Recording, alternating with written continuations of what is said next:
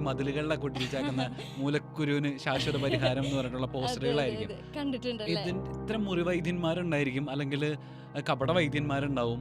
ഇത് ഇങ്ങനെ വിളിച്ചു പോകുന്ന ആൾക്കാരുടെ അപകട സാധ്യത എത്രമാത്രം ഉണ്ടെന്നാണ് ഇപ്പൊ വിചാരിക്കുന്നത് കേരളം പോലുള്ള ഒരു സ്ഥലത്ത്? പത്രത്തിന്റെ ഒരു സൈഡിലൊക്കെ കുറെ വാർത്തകളിലൊക്കെ ഉണ്ടാവും ഒരു കുഞ്ഞുകോളം, മൂലക്കുരു ഉപകന്ധരം, മലദ്വാരത്തിലെ വിള്ളൽ ഒറ്റ ദിവസം കൊണ്ട് ചികിത്സിച്ച് ഓപ്പറേഷൻ ഇല്ല, പ്രൊസീജിയർ ഇല്ല, മരുന്നില്ല, ഒന്നും ഇല്ലാതെ ഒറ്റ ദിവസം കൊണ്ട് മാറ്റി തരുന്നു.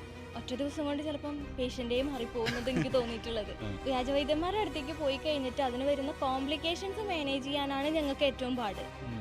അവിടെ ചെന്നിട്ട് ചിലപ്പോൾ എനിക്കൊരു പേഷ്യൻ്റ് ഉണ്ട്, അയാള് ഏതോ ഈ പറയുന്ന പോലത്തെ ഒരു സ്ഥലത്താണ് പോയത്, എന്തോ മെഡിസിൻ വെച്ചിട്ട് എന്തൊക്കെയാണ് ചെയ്തത്, പക്ഷേ മലദ്വാരം ഭയങ്കരമായിട്ട് ചുരുങ്ങിപ്പോയി.